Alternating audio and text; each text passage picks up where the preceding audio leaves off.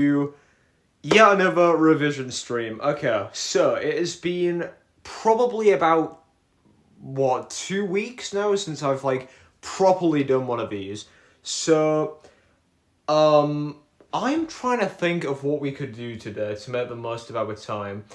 I think one thing which we should do is quickly go over some of the new stuff that we've been learning.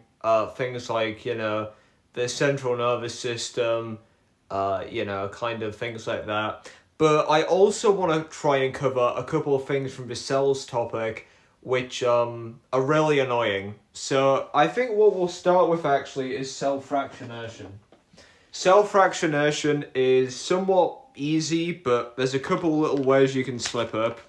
So cell fractionation it's technically a practical, but I don't think you're required to do it. So it's not like a required practical. The idea with cell fractionation is you're literally separating out the components of the cell, the organelles. So there's two main steps to this, okay? Firstly, we have homogenization. And the second stage that we have is ultracentrifugation.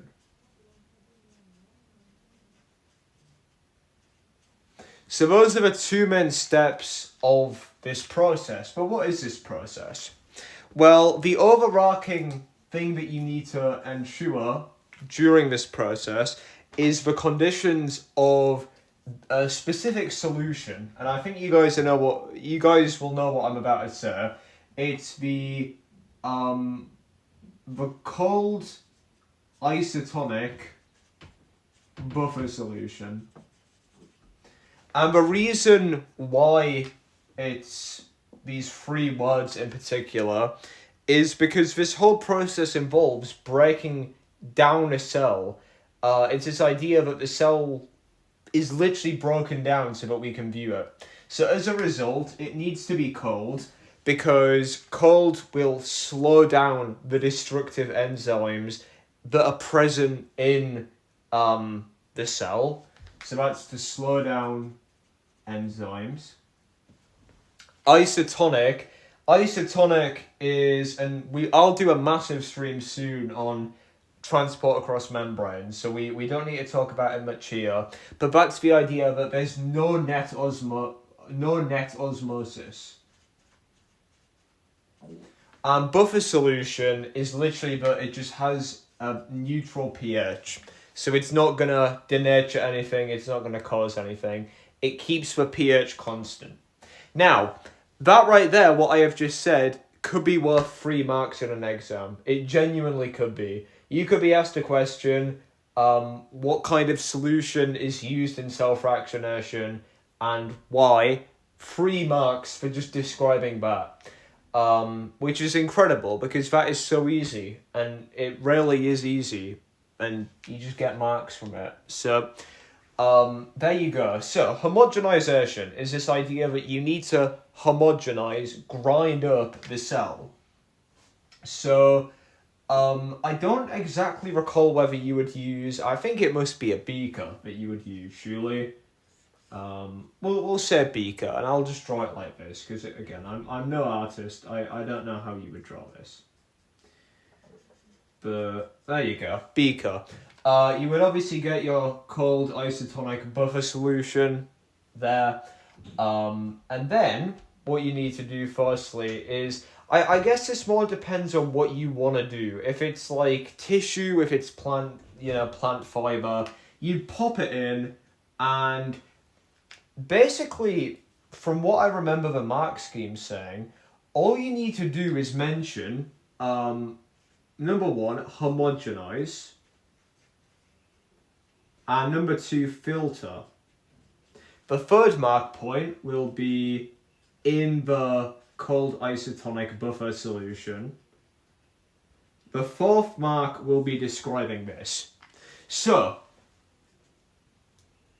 mark point 1. There are 4 mark points for this, okay? Mark point 1. Hold on, let me rewind quickly. So in a cell fractionation question, there are about 4 or 5 mark points that you will need to talk about. Mark point 1 is literally just for saying that you homogenize and filter. Remember, homogenization is where you literally grind up the cell to separate out the organelles. Filter, using like, I don't know, literally a filter funnel. I don't think you need to specify. Second mark point is for specifying the cold isotonic buffer solution, which we've already gone through. Mark point 3 is for talking about this idea that you would then put it in a test tube of some kind. You would you would put this in a ultra centrifuge at a relatively slow speed.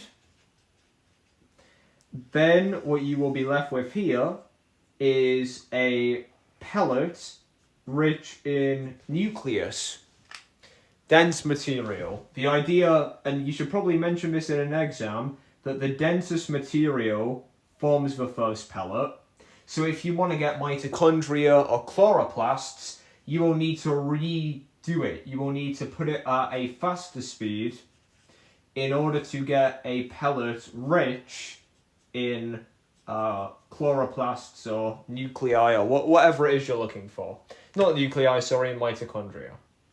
So, mark point 1, homogenize and filter. Mark point 2 for specifying the solution. Mark point 3 for talking about this idea that you would use an ultracentrifuge and what you would get from it. And mark point 4 is for talking about if you want to get a specific organelle, what you would do to do that. That is 4 marks. Piss easy. 3 marks if you're asked to describe what solution. So right there, in the span of 7 minutes, I have given you 7 marks. That is incredible. 7 marks in a paper. And I don't recall what exactly the papers are worth. It's either 75 each or something like that. That could be 3% of a grade right there. 3% of your biology grade, which doesn't sound like a lot, but when you think that 60% is an A, that's 3%, that's 1/20 of the way to getting an A, and I've taught you that in less than 10 minutes. So, that is self-fractionation. Let's quickly talk about microscopes. This is probably one of the easiest things you could get asked. The difference between SEM and TEM. And I always seem to get exam questions about this wrong. Because there's a specific exam question where you need to specify 2 things.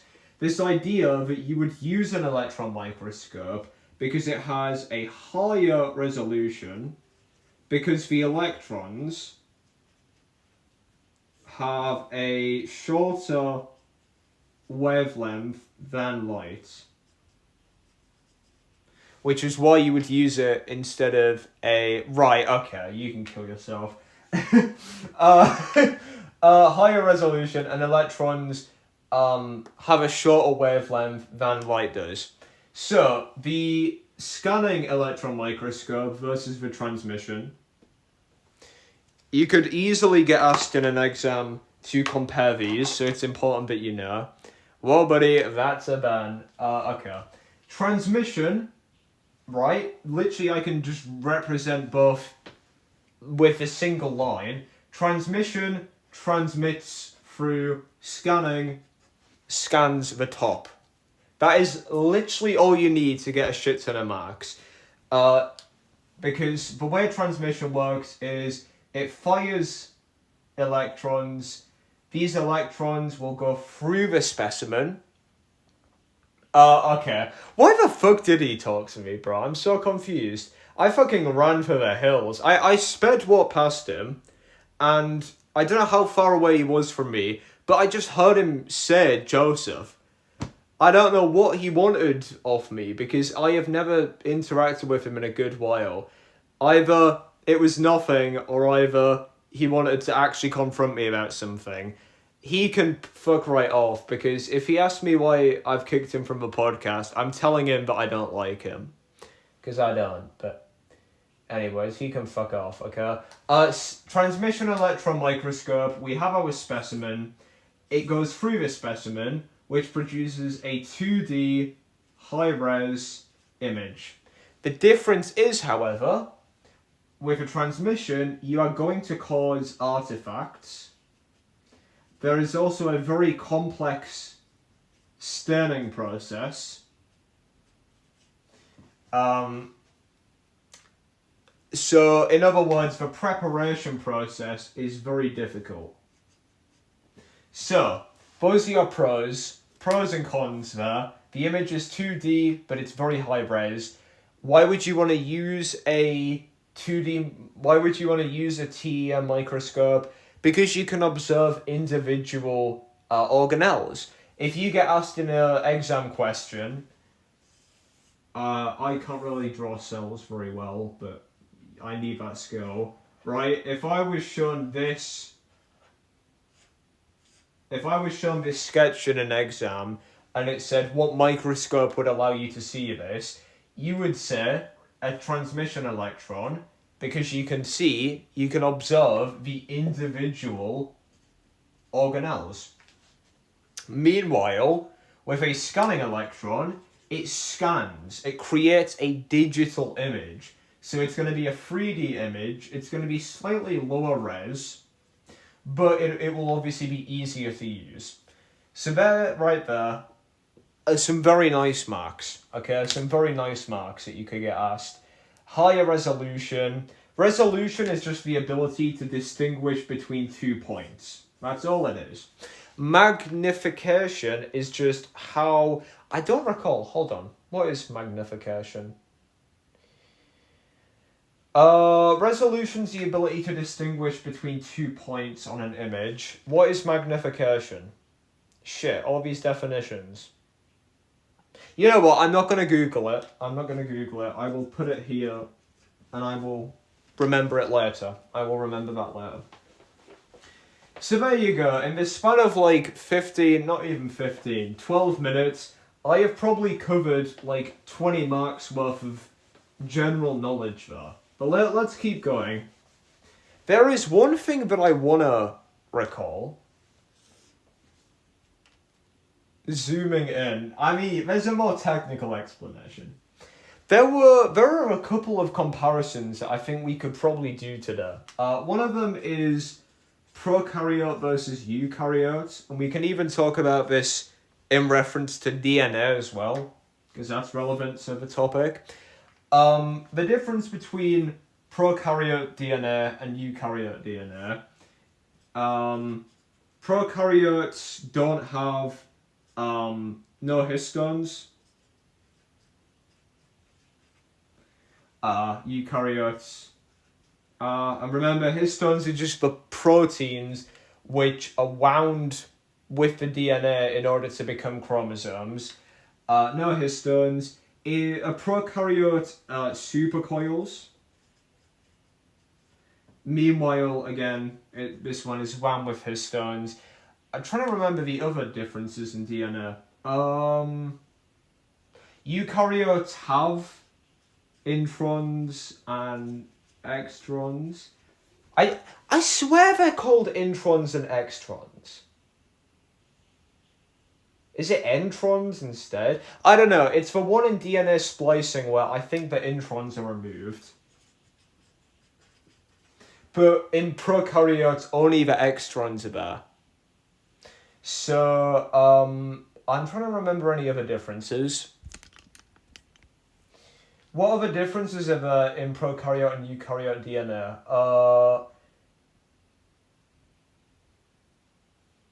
See, I'm getting these mixed up with DNA and RNA, which is another one we can quickly do. See, in biology, a lot of questions you can get asked will be comparisons. Transmission versus scanning, prokaryote versus eukaryote, DNA, RNA, mitosis, meiosis, asexual, sexual reproduction. Like, there's all different types of questions you could get asked where you compare the differences. So that's why it's important. I don't recall any of the differences. I guess one is that in eukaryotes, it's in the nuclei. In prokaryotes, it is free-floating. Probably a better word to use than free-floating, but I don't recall it right now. Anyways, differences in prokaryote and eukaryote is prokaryotes have no membrane-bound organelles.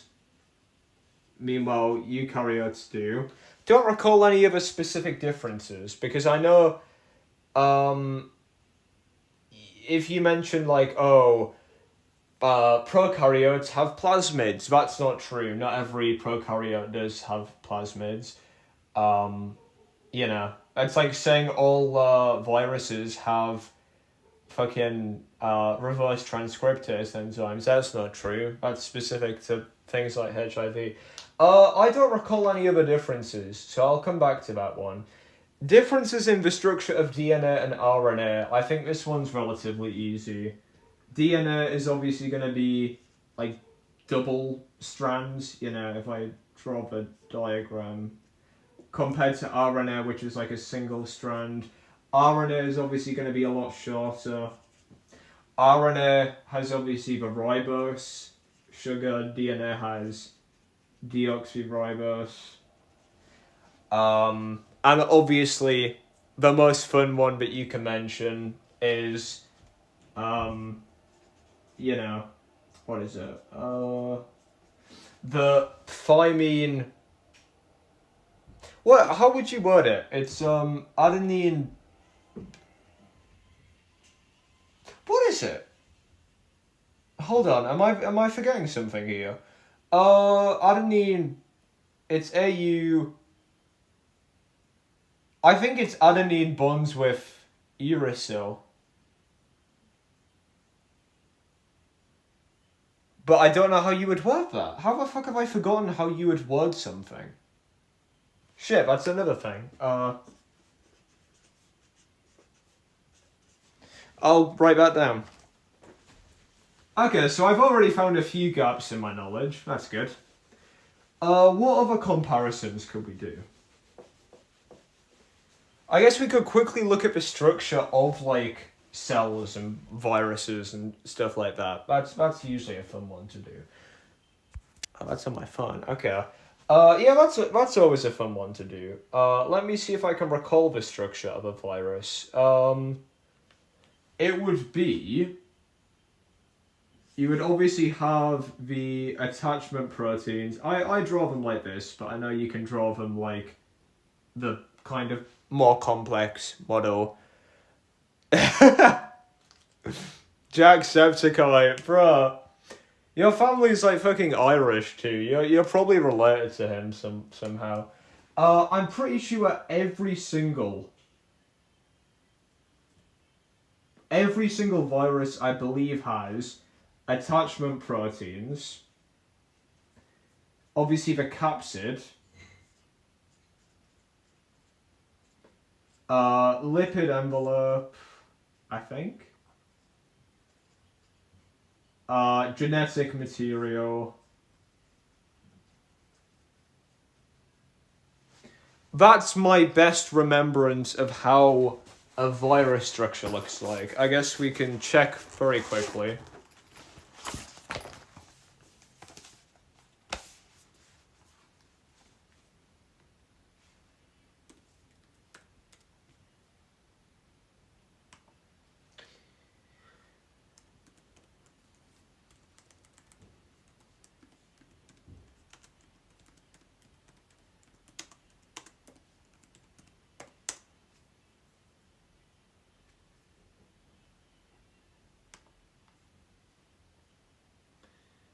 Alright, very quickly, I'll look at this.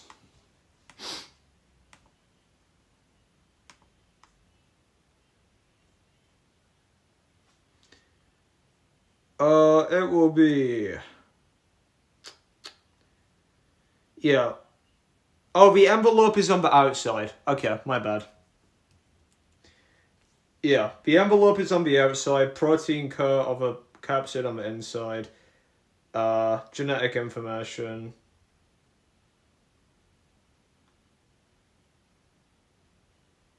Okay, I mixed up one thing, but I think we're safe, hopefully.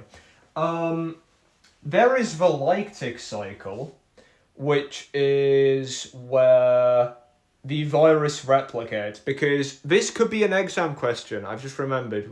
I've done one like it, where they ask you to explain why a virus would be considered non-living, and I always only get 1 mark point for that out of 2, and I don't recall what the other point is. But the main gimmick with viruses is that they require a host to replicate. I don't recall why else they would be considered non-living. It's obviously... I don't think it's anything to do with the fact they don't have a nucleus, because that wouldn't... You know... I don't recall what other point as to why... I'm gonna Google that. My dead virus. Why...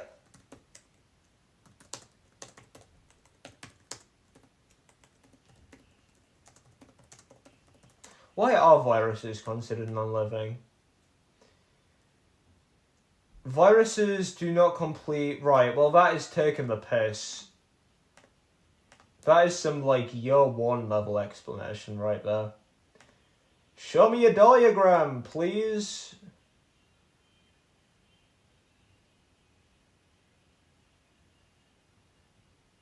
I guess, would unicellular be a reason?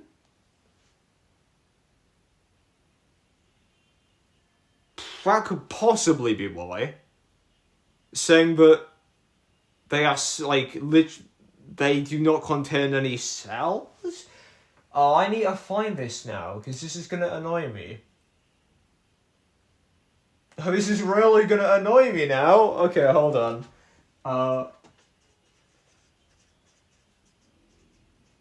I guess we could quickly do the lactic cycle while we're waiting.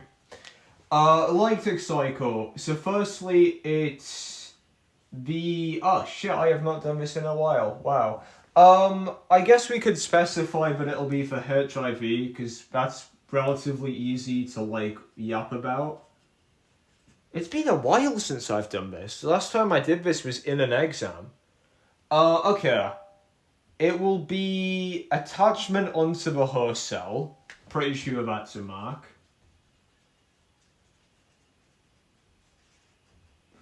Pretty sure the second mark would be saying, insertion of genetic material. And in the case of HIV, that's going to be RNA. And then in the case of HIV, you also need to mention the reverse transcriptase enzymes. You will then talk about how this genetic information will, I guess, enter the nucleus.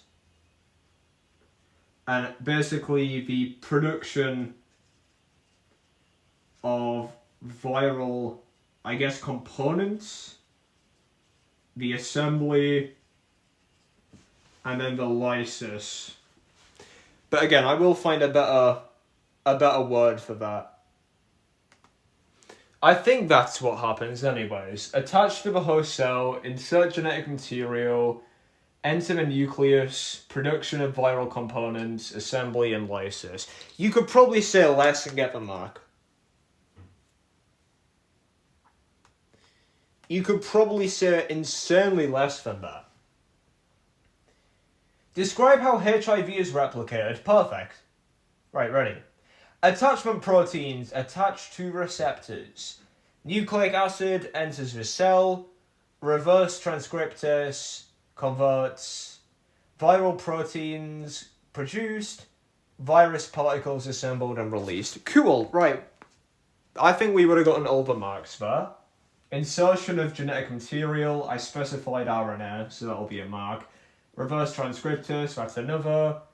Don't think you need to mention anything about the nuclei. Production of viral components, that's a mark. Assembly and lysis, another. Should have just specified that the attachment proteins. But there you go, that is a full mark response right there. Attachment proteins attach, and remember, with HIV is specific to the helper T cells, which I guess we could quickly go over. Phagocytosis is where we will have our bacteria, pathogen, whatever. It is engulfed. It is placed into a vesicle. Hydrolytic enzymes are then released via its endocytosis,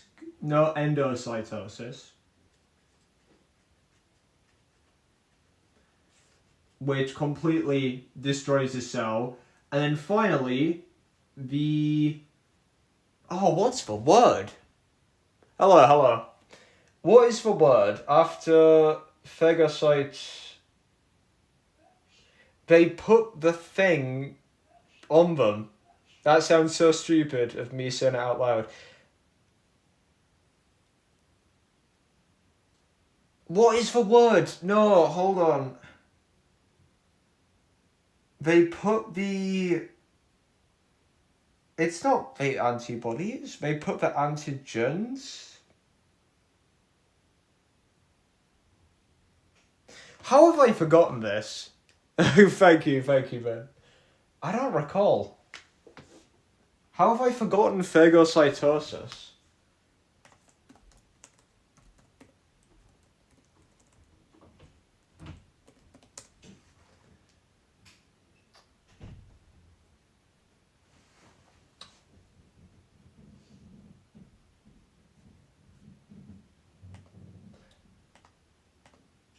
It's the...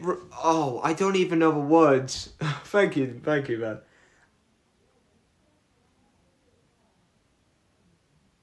Right, I've missed a lot here. Okay, lysosomes. That's... Yes! It fuses to become a lysozyme. So it's engulfed, placed in a vesicle. The vesicle then fuses with a lysosome to become a lysozyme. Then all of that is released. Okay, hold on. I don't understand.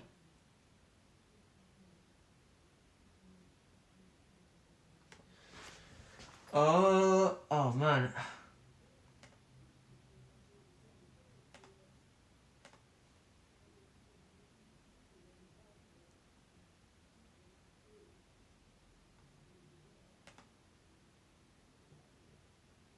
Yes, antigen presenting. That's a word. Antigen presenting. Then presents the antigen on it.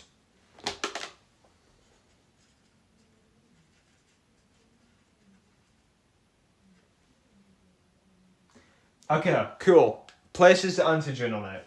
Now we have our cell-mediated response, and what's the other one?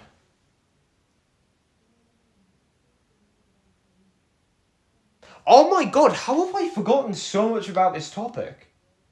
That's what happens. I always associate this topic with being insanely easy. And I forget basic information like this. Cell-mediated response and... Okay, well I can describe them, it's fine. Cell-mediated response. That is the idea that... What's the time, by the way? Okay, I need to go in about 25 minutes, cool. Cell-mediated response and whatever the hell this is. Right, one of them is where we have our cytotoxic T cells release porphyrin, which causes the cells to lyse. I'm pretty sure that's what it is. Then we have our other response, humoral response, that's it. Humoral response, where we have, firstly, okay, so the idea here is we have our helper T cells, I think. Oh, I really could be misremembering this. Right, just bear with me, guys, I'm going to get this wrong. Helper T cells, a helper T cell will recognize the antigen presenting phagocyte. It will bind with it, then it will go and activate the complementary one. No, I'm getting this all wrong. Hold on. Please give me a mark scheme. Please, please, please. Please give me a mark scheme.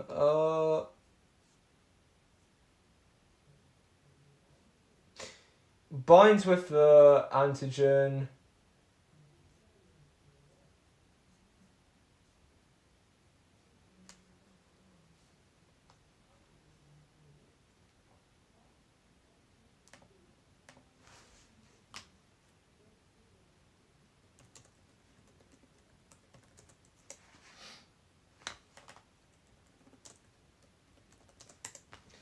Cell mediated response, yeah, that doesn't involve antibodies. Right, hold on, let me just check. So yeah, the memory T cell, helper T cells bind to the antigen presenting cell. They will undergo mitosis to activate the cytotoxic T cells. Okay, so I need to revise this, clearly.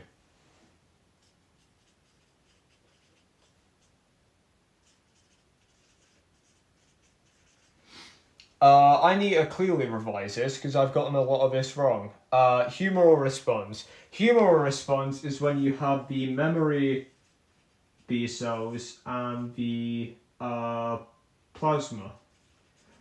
Plasma B cells produce the antibodies, which have a complementary specific shape to the cell, the antigens on the cell.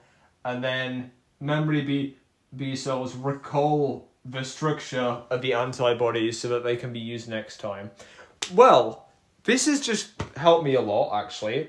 I now know quite a few things that I need to recall, mainly in the immunology topic, which is funny because that's a topic that I'm wanting to go into for uni. So, good thing I spend the next 10-20 minutes revising those.